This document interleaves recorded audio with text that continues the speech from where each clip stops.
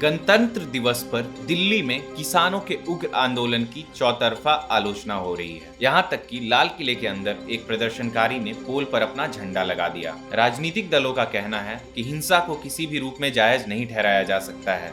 कांग्रेस, आम आदमी पार्टी, शिवसेना ने हिंसा की आलोचना की है। गौरतलब है कि किसान संगठनों की ट्रैक्टर परेड के दौरान कुछ स्थानों पर पुलिस के साथ झड़प हुई। इसके बाद पुलिस ने किसान समूहों पर आंसू गैस के गोले छोड़े तथा लाठीचार्ज किया। नमस्कार, मेरा नाम रोशन कुमार है और आप देख रहे हैं the youth of India news channel. आइए जानते हैं कि गणतंत्र दिवस पर दिल्ली में हुई किसानों की परेड के दौरान हिंसा पर देश भर के नेताओं का क्या बयान आया। कांग्रेस के पूर्व अध्यक्ष राहुल गांधी ने कहा कि हिंसा किसी समस्या का हल नहीं है। चोट किसी को भी लगे, नुकसान हमारे देश का ही होगा। देश हित के लिए कृषि विरोधी कानून वापस ले लिया जाए। कांग्रेस के मुख्य प्रवक्ता रणदीप सुरजेवाला ने कहा कि जनता और व्यवस्था के बीच गतिरोध भारतीय लोकतंत्र के हित में नहीं है। उन्होंने हिंसक घटनाओं से पल्ला झाड़ने के लिए किसान संघों पर भी निशाना साधा और उम्मीद जाहिर की कि किसान नेता अपना लक्ष्य हासिल करने के लिए शांति और अहिंसा के रास्ते पर चलेंगे। कांग्रेस के वरिष्ठ नेता शशि थरूर ने प्रदर्शनकारी किसानों के एक समूह द्वारा लाल किले में अपने संगठन का झंडा फहराने को दुर्भाग्यपूर्ण करार देते हुए मंगलवार को कहा कि उन्होंने शुरुआत से ही किसान आंदोलन का समर्थन किया है, लेकिन इस अराजकता को वे स्वीकार नहीं कर सकते। उन्होंने ट्वीट किया, गणतंत्र दिवस पर कोई दूसरा ध्वज नहीं बल्कि सिर्फ पवित्र तिरंगा लाल किले पर फहराया जाना चाहिए। पंजाब के मुख्यमंत्री और कांग्रेस नेता कैप्टन अमरिंदर सिंह ने किसानों से दिल्ली खाली करने की बात कहते हुए कहा, दिल्ली में चौंकाने वाले दृश्य दिखे। कुछ तत्वों द्वारा की गई हिंसा अस्वीकार्य है। यह शांतिपूर्ण ढंग से प्रदर्शन कर रहे किसानों द्वारा उत्पन्न सद्भावना को नुकसान पहुंचाएगा। किसान नेताओं ने खुद को इससे अलग कर लिया और ट्रैक्टर रैली को स्थगित कर दिया। मैं सभी किसानों से दिल्ली खाली करने और बॉर्डर्स पर लौटने का निवेदन करता हूं। राजस्थान के मुख्यमंत्री और वरिष्ठ कांग्रेस नेता अशोक गहलोत ने कहा कि किसान आंदोलन अभी तक शांतिपूर्ण रहा है। किसानों से अपील है कि शांति बनाए रखें और हिंसा ना करें। लोकतंत्र में हिंसा का कोई स्थान नहीं है। यदि इस आंदोलन में हिंसा हुई तो यह किसान आंदोलन को असफल बनाने की कोशिश कर रही ताकतों के मंसूबों की कामयाबी होगी। इसलिए हर हाल में शांति बनाए रखें। पश्चिम बंगाल की मुख्यमंत्री ममता बनर्जी ने ट्वीट करके कहा, पहले इन कानूनों को किसानों को विश्वास में लिए बिना पारित किया गया था और फिर पूरे भारत में और पिछले 2 महीनों से दिल्ली के पास डेरा डाले हुए किसानों के विरोध के बावजूद वे उनसे निपटने में बेहद लापरवाह हैं। केंद्र को किसानों के साथ जुड़ना चाहिए और बेरहम कानूनों को निरस्त करना चाहिए।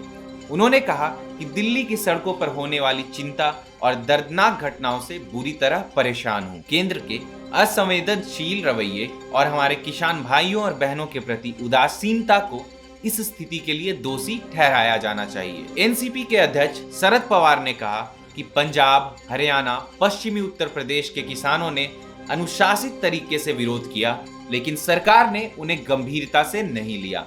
संयम समाप्त होते ही ट्रैक्टर मार्च निकाला गया। केंद्र की जिम्मेदारी कानून और व्यवस्था को नियंत्रण में रखने की थी, लेकिन वे विफल रहे। आज दिल्ली में जो हुआ कोई भी उसका समर्थन नहीं करता, परंतु इसके पीछे के कारणों को भी नजरअंदाज नहीं किया जा सकता। पिछले कई दिनों से किसान धरने पर बैठे थे। भारत सरकार की जिम्मेदारी थी कि सकारात्मक बात कर हल निकालना चाहिए था। वार्ता हुई लेकिन कुछ हल नहीं निकला। शिवसेना के राज्यसभा सदस्य संजय राउत ने भी दिल्ली में हुई हिंसा पर प्रतिक्रिया देते हुए सरकार पर तंज कसा है। उन्होंने पूछा है कि दिल्ली में कानून व्यवस्था की धज्जियां उड़ गई, इसकी जिम्मेदारी किसकी है? अब इसके लिए किसका इस्तीफा मांगा जाना चाहिए? सोनिया गांधी, ममता बनर्जी, उद्धव ठाकरे, शरद पवार या जो बाइडेन का?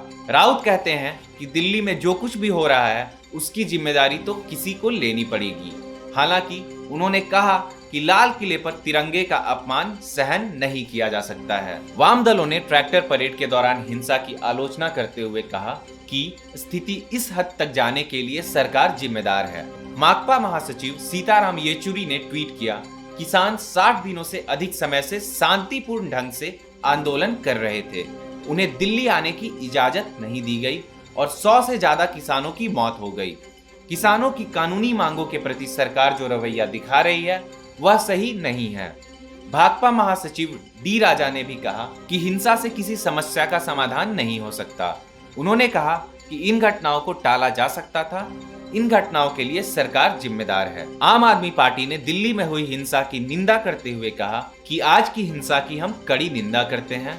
यह खेदजनक है कि केंद्र सरकार ने इस हद तक स्थिति को बिगड़ने दिया।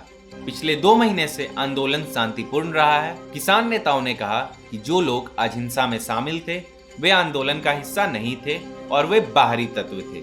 वे जो भी थे, हिंसा ने निश्चित रूप से आंदोलन को कमजोर किया है जो अब तक इतने शांतिपूर्ण और अनुशासित तरीके से चल रहा था। दिल्ली से भाजपा के सांसद और पूर्व क्रिकेटर गौतम गंभीर की ओर से भी ट्वीट कर अपील की गई कि हिंसा को रोक दें, हिंसा से कोई भी हल नहीं निकलेगा। उधर दिल्ली में हिंसा पर पल्ला झाड़ते हुए संयुक्त किसान मोर्चा ने कहा कि हमारे सभी प्रयासों के बावजूद कुछ व्यक्तियों ने रूट का उल्लंघन किया और निंदनीय कृत्यों में लिप्त रहे। असामाजिक तत्वों ने घुसपैठ की, लेकिन आंदोलन शांतिपूर्ण रहा। हमने हमेशा कहा कि शांति हमारी ताकत है और हिंसा ऐसे आंदोलन को नुकसान पहुंचाती है। संयुक्त किसान मोर्चा ने कहा कि आज के परेड में हिस्सा लेने के लिए हम सभी किसानों का धन्यवाद करते हैं। हम उन घटनाओं की भी निंदा करते हैं जो आज हुई हैं और ऐसे कार्यों में लिप्त होने वाले लोगों से खुद को अलग कर लेते हैं। इसी तरह की तमाम जानकारी एवं ताजा तरीन खबरों के लिए बने रहें the youth of India news के साथ एंड हमारे चैनल को सब्सक्राइब जरूर करें। धन्यवाद।